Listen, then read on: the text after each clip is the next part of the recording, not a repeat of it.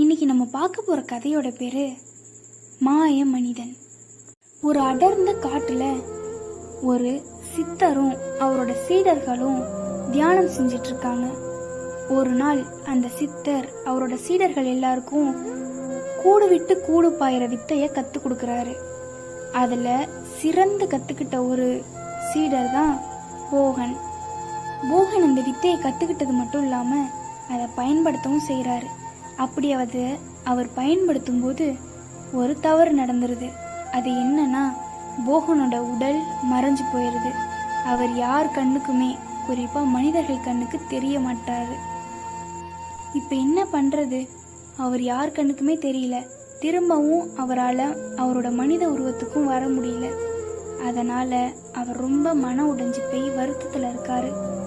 அப்பதான் அவருக்கு ஒன்று தோணுது, நமக்கு இப்படி ஒரு வரம் கிடைச்சிருக்கு, இப்படி ஒரு சக்தி கிடைச்சிருக்கு, இந்த சக்தியை வச்சு நம்ம நிறைய பேருக்கு உதவி செய்ய முடியும் அப்படின்னு நினைச்சு அவரோட மனசை தேத்திக்கிறாரு. அவரோட மனைவி குழந்தைகளுக்கு மட்டும் இந்த மாதிரி அவர் மறைஞ்சிட்டதாகவும் அவர் யார் கண்ணுக்கும் தெரியாததையும் உண்மையாகவும் அவங்க மனைவி கிட்டையும் மகள்கள் கிட்டையும் சொல்லிடுறாரு. ஒரு நாள் அந்த போகன் ஒரு கிராமத்து வழியா போயிட்டு இருக்கும்போது ஒரு அரசாங்க அதிகாரி மக்கள் கிட்ட உதவி செய்யறதுக்கு லஞ்ச பணம் வாங்குறதையும், அந்த லஞ்ச பணம் இல்லைன்னு சொல்ற விவசாயிகள்கிட்டையும் ஏழைகள் கிட்டையும் கடன் வாங்கிட்டு வந்தாவது எனக்கு லஞ்சம் கொடுத்துதான் ஆகணும் அப்படின்னு சொல்றதையும் பாக்குறாரு. அதை பார்த்த போகன், இதுக்கு நம்ம ஏதாவது ஒன்று பண்ணணுமே அப்படின்னு சொல்லி யோசிக்கிறாரு. ஒரு நாள் அந்த அரசு அதிகாரி தன்னோட லஞ்ச பணத்தை எல்லாத்தையும் எடுத்து பக்கத்தில் இருக்க கிராமத்தில் தன்னோட நண்பர் பேரில் ஒரு நிலம் வாங்கிடலாம் அப்படின்னு சொல்லி முடிவு பண்ணி தன்னோட மாட்டு வண்டியில் பணம் மூட்டையை எடுத்து வச்சுட்டு போகலான்னு சொல்லி கிளம்புறாரு.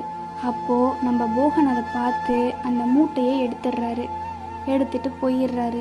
அப்புறமா கொஞ்சம் தூரம் மாட்டு வண்டியை நகர்த்திட்டு போய் நிறுத்தி பார்த்தா பண மூட்டையை காணோம். உடனே அரசு அதிகாரி வந்த வழியே வந்து பார்க்குறாரு. பார்த்தா பண மூட்டை எங்கேயுமே காணோம். அவர்